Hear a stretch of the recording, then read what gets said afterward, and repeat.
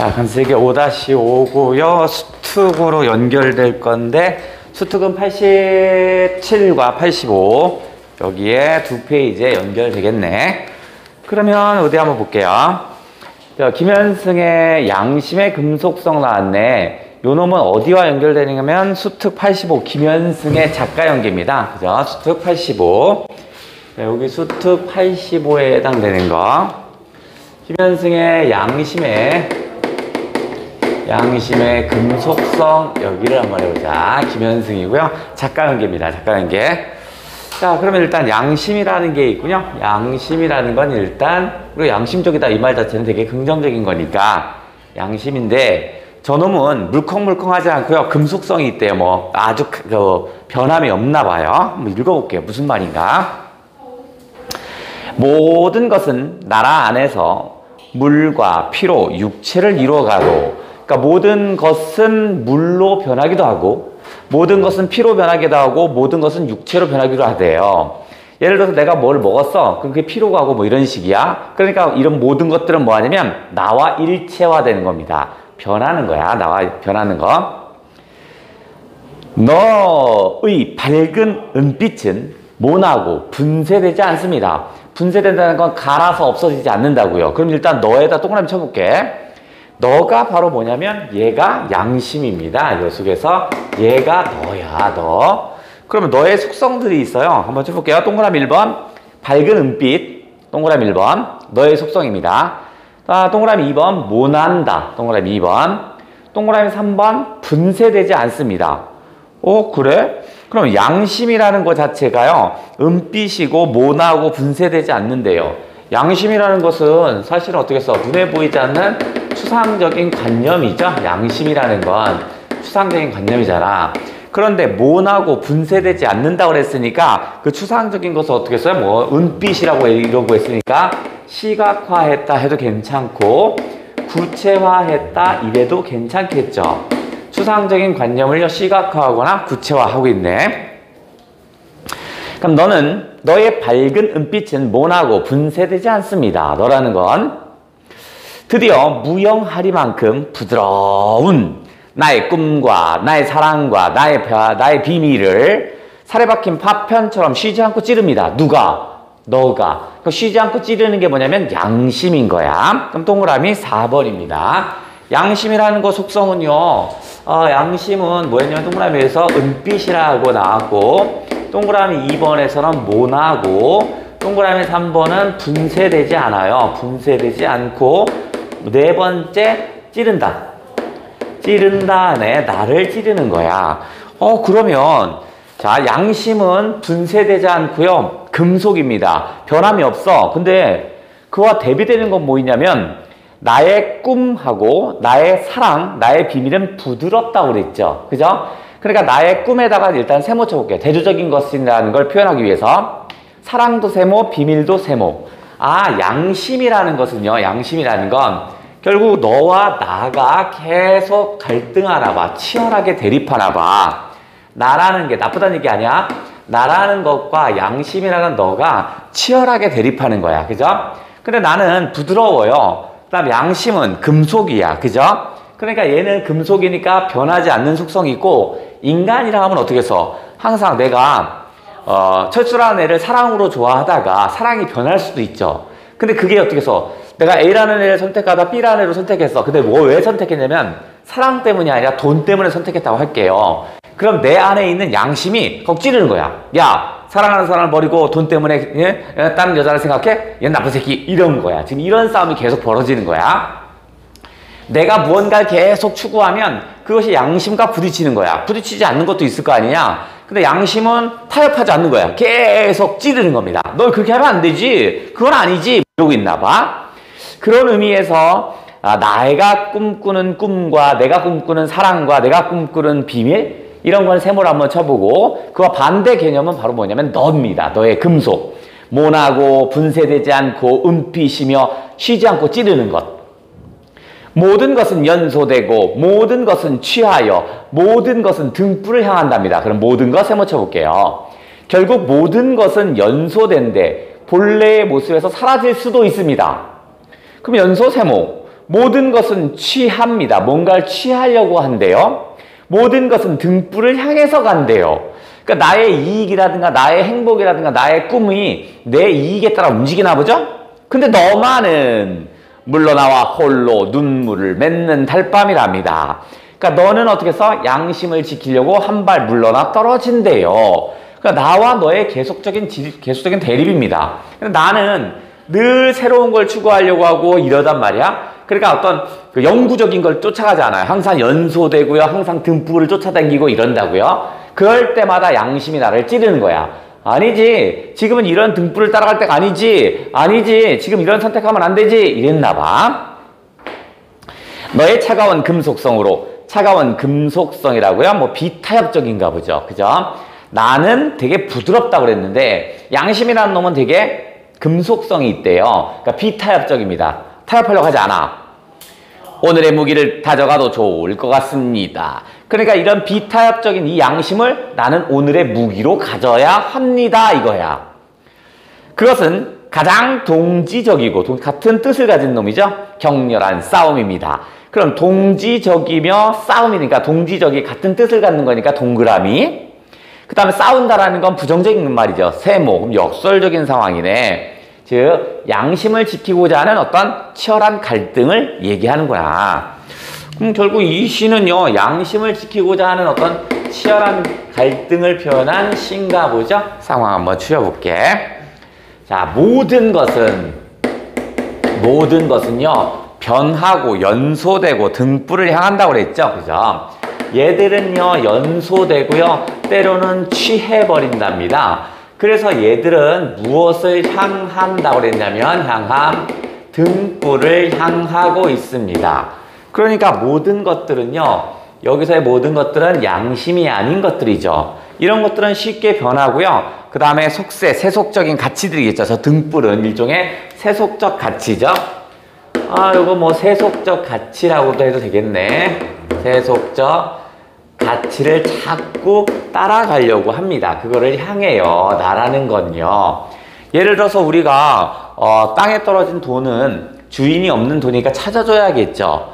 그런데 우리는 쉽게 변할 수 있어요. 1,000원, 2,000원이면 에이 경찰서 갖다 줘야지 이런 마음이 들다가 만약에 거기에 막 1억이 떨어졌다고 칠게요. 야, 이거 순간 움찔하죠. 그죠? 그런 걸 얘기하는 겁니다. 그럴 때마다 뭐가 나타나야 돼요? 자, 모든 것은 연소되고 취하는데 요게 뭐냐? 이게 나와 같은 인간이죠. 그런데 너가 양심이죠. 얘가 어떻게 했어요? 계속 얘를 어떻게 했어? 찌른다 하고 있네요. 찌른다 했네. 그러니까 나가 이런 속성을 가졌다면 그 반대의 너가 바로 양심이죠. 이 너는 양심이야.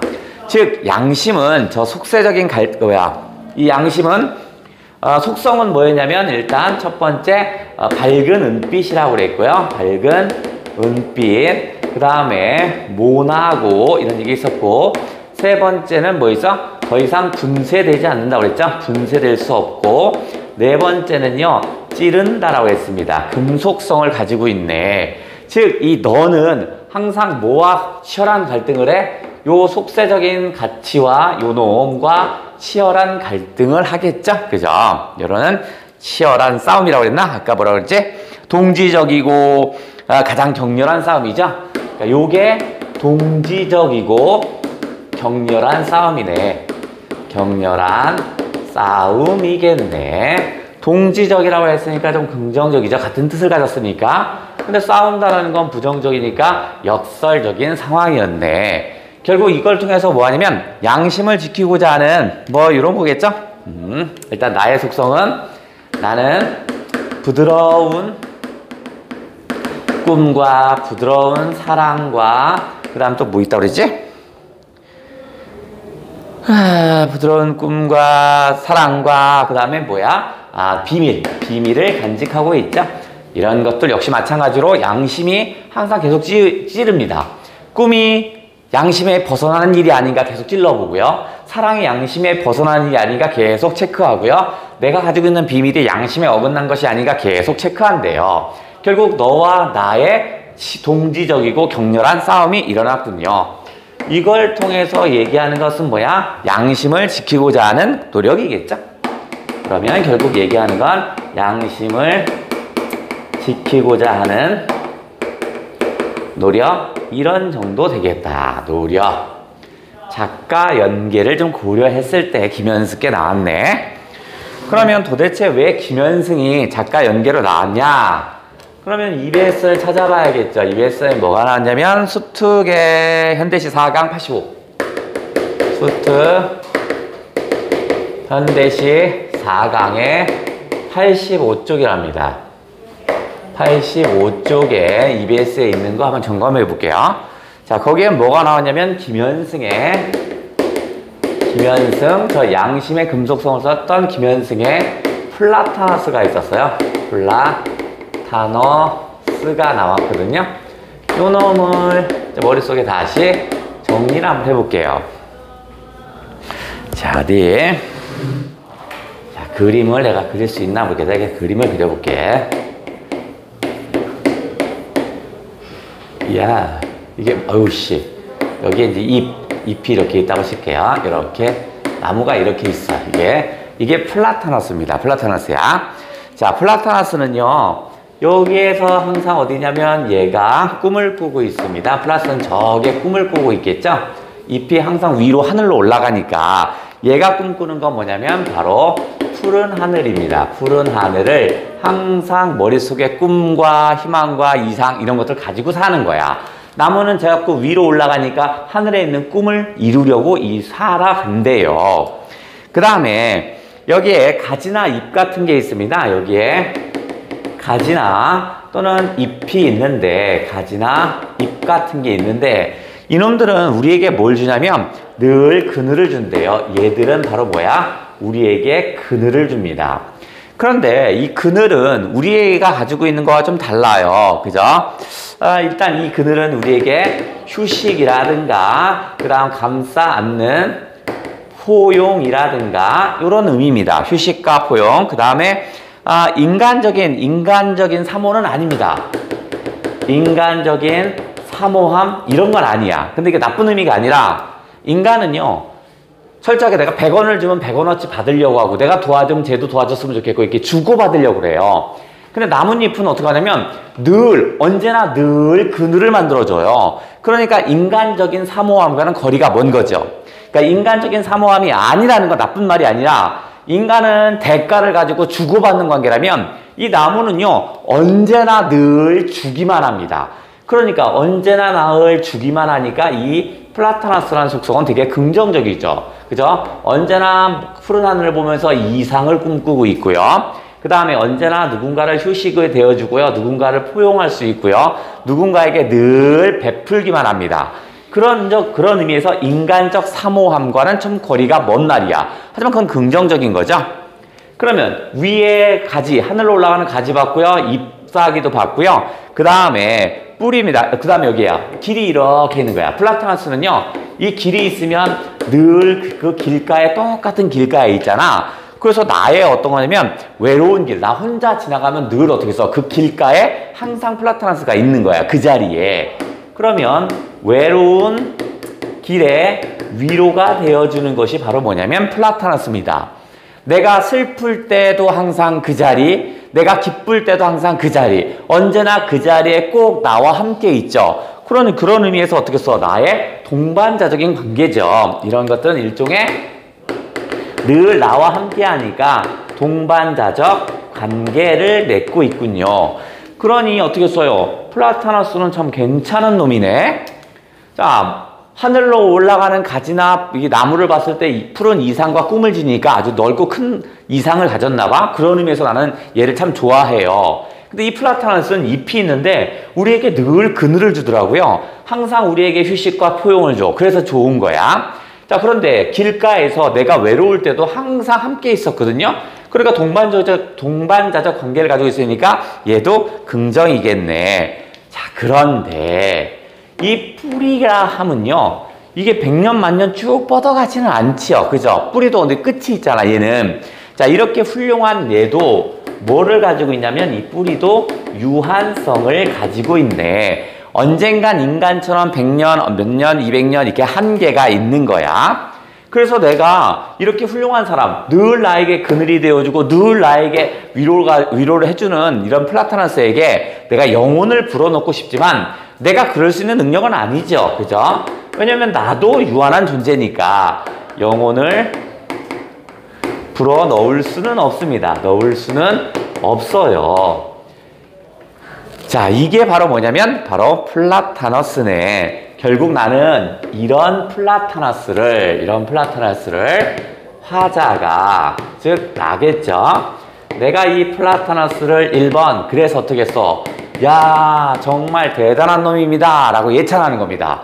늘 나에게 그늘이 되어주고 늘 나와 함께 위로가 되어주니까 얘는 되게 예찬합니다. 그러면서 훌륭한 나무 플라타너스 인정하면서도 이런 훌륭한 사람과 나는 늘 함께 하고 싶대요. 동반자가 되고자 한다라는 얘기가 이 얘기였습니다. 이게 김현승의 플라타너스네. 그러면 나무를 예찬하면서 결국 뭐냐면 그 나무와 나는 영원히 함께하고 싶어요. 이런 말이네. 언제까지? 유한한 삶이 마무리될 때까지. 나 죽을 때 플라타너스 같이 함께 갔으면 좋겠다. 뭐 이런 얘기를 잡은 게 요 놈이었구나. 그러면 ES도 됐고 작가 연계를 고려해서 양심의 금속성도 한번 배워보고 여기에서 하나만 더 연결하면 유사 하나를 더 연결해보면 요번에는 뭐랄까 자 나무를 통해서 유추할 수 있는 인간의 삶을 유추할 수 있대. 그 중에 인간의 뭐냐면 여기 유한성을 가졌다고 그랬죠? 그죠? 그러니까 근원적 고독. 그죠? 인간이 가진 근원적 고독. 그죠? 인간은 어떻게 해서 태어날 때 혼자 태어날 수밖에 없죠. 친구랑 손잡고 같이 태어나지 않잖아. 그죠? 그 다음 우리가 죽을 때 손잡고 죽고 이러진 않잖아. 그죠? 혼자 마무리되네? 그거 외로울 수밖에 없는 거구나. 자, 요거는 무엇일까? 이게 어디까지 찍히더라? 여기냐? 좀 더 가냐? 확실해? 여기야? 뻥이지? 아니야?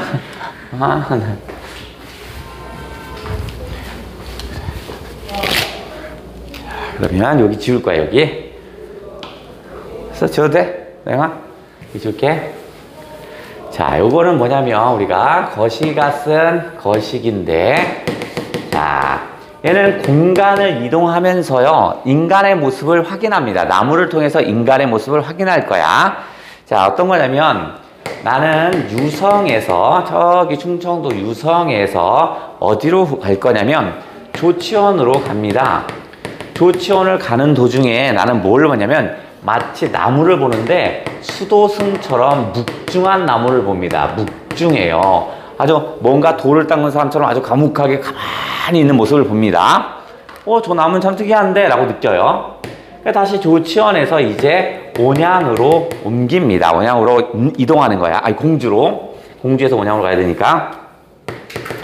공주로 이동하는데 다시 이동하다가 나무 하나가 유독 내 눈에 들어옵니다. 뭐냐면 어설픈 과객 같아요. 과객이니까 왠지 손님 같은 거야. 그곳에 정착되어 있지 않고 왠지 외지인 같은 느낌이 드는 뭐 이런 게 있나 봐. 그래서 어떻게 써? 어떤 침울한 그런 모습을 봅니다. 다시 공주에서 이번에는 온양으로 옵니다. 온양으로 가면서 다시 나무 하나가 내 눈에 들어왔는데 뭐처럼 보냐면 파수병처럼 보여요. 파수병. 어딘가를 지키는 것 같은 그런 모습이 보입니다. 이건 왠지 뭐냐면 고독한 그런 느낌이 들더라고요. 그래서 온양을 거쳐서 이제 내 집인 어디로 오냐면 서울로 도착합니다. 그러면서 뭘 느꼈냐면 서울에 도착하는 순간 뭘 느꼈냐면 바로 내 안에 뿌리를 내리고 있었답니다. 이때 내 안에 뿌리를 내리고 있답니다. 그러면 내 안에 뿌리를 내렸다는 건 뭐냐면 아까 내가 봤던 수도승 같은 모습이 나였고요. 어설픈 과객 같은 모습이 나였고요. 파수병 같은 모습이 나였습니다. 즉 나라는 사람은 어떠냐면 늘 묵중하게 살아가는 사람이고요. 항상 침울했고요. 항상 고독한 것이 바로 나의 모습이었네요. 나무를 통해서 내 모습이 등장했다라는 이 시의 제목은 뭐죠? 이건 뭐지? 이란 시. 얘는 박목월의 나무예요. 나무. 자, 그래서 우리가 저쪽에 수특 제85쪽에 해당되는 작품들을 한번 쭉 훑어봤다. 자, 그럼 우리가 두 번째 거로 가볼게요. 거기에 박봉우의 나비와 철조망이 있네. 나비와 철조망 배우고 얘는 어디와 연결될 거냐면 수특 87쪽으로 연결될 겁니다. 일단 나비와 철조망을 해볼게. 박봉우 작품이 있군요. 이것도 역시 유사 작품에 해당되겠죠, 이제. 자, 그래, 어디?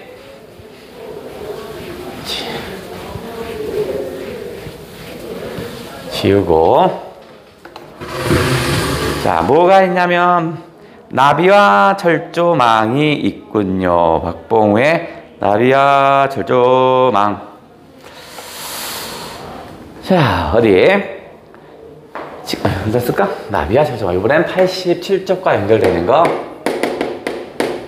나비와 철조망이네.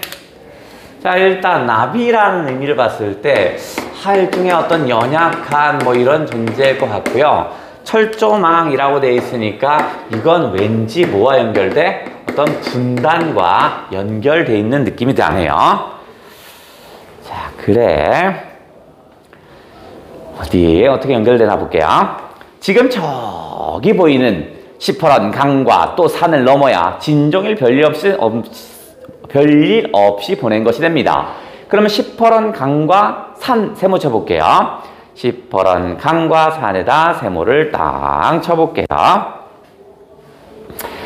서녁 하늘은 장밋빛 무늬로 타는 큰 눈에 창을 열어 지친 날개를 바라보며 서로 가슴 타는 그러한 거리에 숨이 흐른답니다.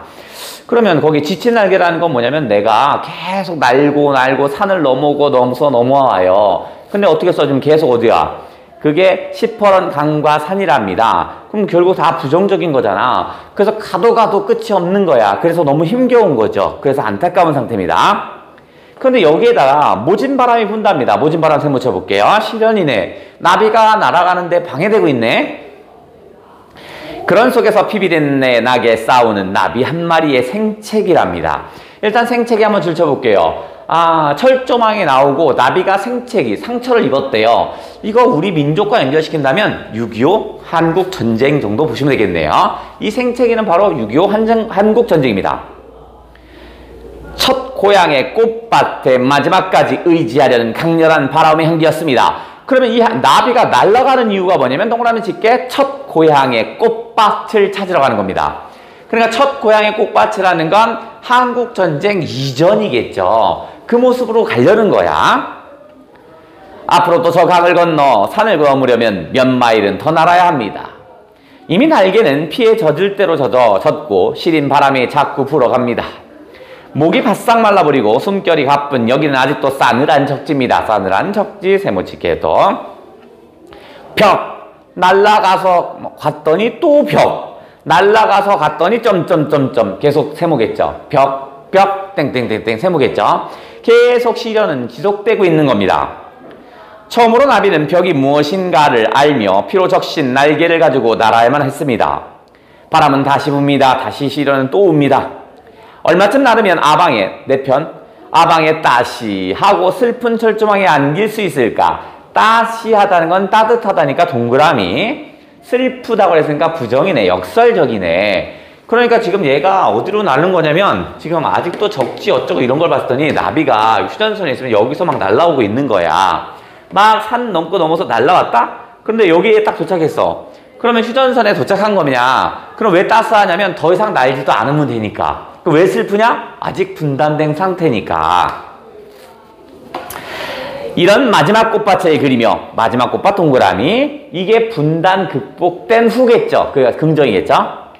그리며 숨은 아직 끝나지 않았습니다. 아직 통일에 대한 염원은 끝나지 않았다고요. 나 더 날 수 있어. 통일될 때까지 나를 거야. 어설픈 표시의 벽입니다. 어설픈 표시의 길이에요. 왜 어설프냐면 남과 북의 휴전선이 나눠져 있어요. 어설퍼요. 왜냐면 내가 무너뜨릴 거니까. 아주 견고하게 된 게 아니야. 내가 곧 무너뜨릴 거야. 이런 얘기입니다. 자, 그럼 나비와 철조망인데 요거 한번 정리를 한번 해볼게요. 상황은 남과 북이 싸워요. 그래서 서로에게 생채기를 냅니다.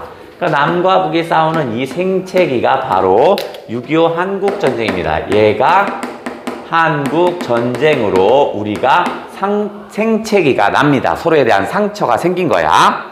그래서 어떻게 해서 이 상처에서 나비가 비행을 합니다. 나비의 비행. 나비가 열심히 날아갑니다. 왜냐면 그 상처를 극복하기 위해서 열심히 날아가겠죠? 근데 이 나비가 비행하는 장소가 어떠냐면 그렇게 만만치가 않아요. 날았는데 모진 바람이 불고 있고요. 아주 모진 바람이 쌩쌩 불죠. 나비가 모진 바람이 불면 옆으로 막 옆으로 막 삐져서 날아가겠잖아. 그 다음에 항상 10푸런 강을 건너야 되고 10푸런 산을 건너야 합니다. 사람도 가기 힘든데 나비가 그거 건너간다는 자체가 너무 힘들겠죠? 그 다음에 여기는 어디냐면 바로 싸늘한 아직도 적지래요. 열심히 간다고 갔는데 가면 어떻게 해서 벽이 있고 또 벽이 있고 땡땡땡땡 이런 상태죠. 그러니까 나비가 열심히 난다고 날았는데 아직까지 계속 부정적인 겁니다. 그죠? 아직도 싸늘한 적지야. 그래서 이제 나르고 날라요. 그래서 어디로 갈 거냐면 휴전선으로 가야겠죠? 휴전선. 여기 이제 휴전선이 있는 거야, 여기까지. 자, 이제 휴전선까지가 나비가 막 날라와야 돼. 지금 나비가 휘웅 나르고 있어요. 나비가 나르고 있어요. 자, 그런데 여기가 어떠냐면 따시하고 슬픈 철조망이라고 했습니다. 여기는 슬픈 철조망이라고 했어. 따스하다는 건 나비가 여기까지 왔으니까 이제 모진 바람과 시퍼런 강과 산을 어느 정도 건넜죠. 그러니까 나름대로 더 날지 않아도 되니까 따스하겠죠. 하지만 이곳은 슬픕니다. 아직 분단 상태인 거죠. 분단 상태인 거네. 자, 그래서 나는 어디를 꿈꾸냐면 지금 나비는 여기까지 와 있지만 나비는 지금 여기까지 와 있잖아. 여기까지 왔단 말이야. 그럼 내가 꿈꾸는 건 어디냐면 이 건너편에 가면 뭐가 있냐면 첫 고향의 꽃밭이라고 했나? 그러네. 내가 꿈꾸는 건 첫 고향의 꽃밭을 향해서 갑니다. 한국전쟁이 있기 이전에 긍정적인 곳이었죠. 그 다음에 저 밑으로 오면 마지막 꽃밭을 간대. 마지막 꽃밭을 향해서 간다고 합니다. 이건 한국전쟁이 끝난 아주 행복한 데겠죠. 이거를 꿈꾸면서 나는 계속 갈 거야. 아직 멈추지 않을 거야. 그러니까 이 어설픈 표시, 따스하고 슬픈 철조망이 아주 완벽하게 굳어진 상태가 아니죠. 그러니까 얘가 뭔데? 바로 어설픈 표시의 벽에 해당된다고요. 왜 어설픈 표시의 벽밖에 안 되냐면 아주 견고하고요. 넘지 못할 산 이런 게 아니야. 아주 어설퍼요. 왜냐면 내가 이거를 건너갈 거니까. 그죠? 결국 어설픈 표시의 벽이라는 건 내가 건너갈 수 있다라는 거죠. 바로 뭐겠어? 이것은 바로 극복 의지가 있다라는 얘기겠죠. 어설프다는 건 건너갈 수 있다라는 얘기니까. 아주 극단적인 어려움 속에서도 어떻게 써? 희망을 꿈꾸죠? 뭔가 내가 원하는 걸 바라고 있는 이런 모습이네. 자, 그런 의미에서 수특 87쪽을 연결할 거야. 87쪽에서 뭐냐면 자, 일단 암울한 현실에 대한 안타까움이 실립니다. 암울한 현실에 대한 안타까움이라는 건 맞죠? 그죠? 나비가 날았는데 또다시 벽이고 나비가 날았는데 또 벽이고 또 이랬으니까 어떤 암울한 현실에 대한 안타까움이죠? 여기에서 멈추지 않고 뭐야? 그 극복 의지를 가지고 있다는 점에서 연결을 해볼게. 그게 뭐냐면 87쪽입니다. 수특 뚝뚝 87쪽에 해당되는 건데, 뭐 있지? 자, 박두진이 썼던 도봉이라는 작품이 하나 실렸더라고요. 도봉. 자, 그러면 암울한 현실에 대한 안타까움과 극복 현실인데, 얘는 1950년대입니다. 1950년대에 암울한 상황과 극복 의지를 나타낸 거였다면, 우리 EBS에서 이 도봉 같은 경우는 이제 언제였냐면, 바로 해방. 얘는 일제시대, 해방 전후. 일제시대부터 해방 전후. 여기에서 내가 뭔가를 바라는 작품이 실렸구나. 그럼 박두진의 도봉을 한번 하면, 자, 나는 지금 어떤 상태냐면, 내가 있는 이곳에서는 산새도 울지 않고 있습니다. 산새도 울지 않는 거니까 다른 무엇도 울지 않고 있는데 심지어 산새까지 안 울어요. 그 다음에 다시는 구름도 한번 가더니 오지 않는답니다. 그 다음에 이곳은 뭐냐면 인적이력이 끊긴 곳입니다. 그러니까 극단적인 부정적인 것이군요. 세상 모든 게 다 떠났어. 그래서 울어요. 근데 세상 모든 게 우는데 심지어는 산새도 울지 않고요. 구름도 오지 않고요. 산새도 없는 거야. 산새가 울지 않는다는 건 산새가 없다는 얘기고, 구름도 떠나고 오지 않고요. 사람이란 개뿔 아무도 없네요. 그럼 나는 어떻게 인적, 사람을 기다려야 되죠. 그대를 기다릴 겁니다. 그대를 기다려서 나는 어떻게 하냐면 산 그늘이 내려앉는 이때부터 그 다음에 황혼 무렵을 지나서 그 다음에 별이 있는 밤까지 계속 기다립니다. 그러면 지금 이 상태는 시간의 흐름이 보이네. 시간의 흐름에 따라서 나는 전개가 되고 있는데 계속 기다립니다. 이 기다리면서 그대가 오지 않으니까 나에게서는 어떻게 써? 때로는 슬픔의 시간이겠죠? 그죠? 하지만 플러스 나는 또 어떻게 써? 그리움의 시간이겠죠. 슬픔과 그리움의 시간을 견디고 견딥니다. 그러면 그대는 올 거야.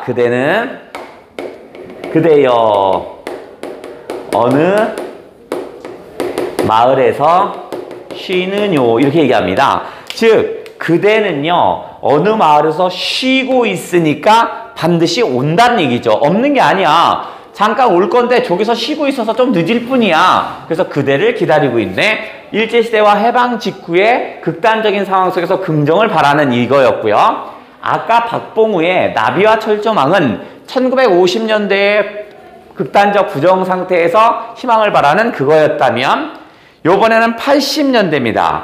80년대 김용택의 작품이 어디 87쪽에 실렸어요. 김용택이 뭐가 시켰냐면 그리운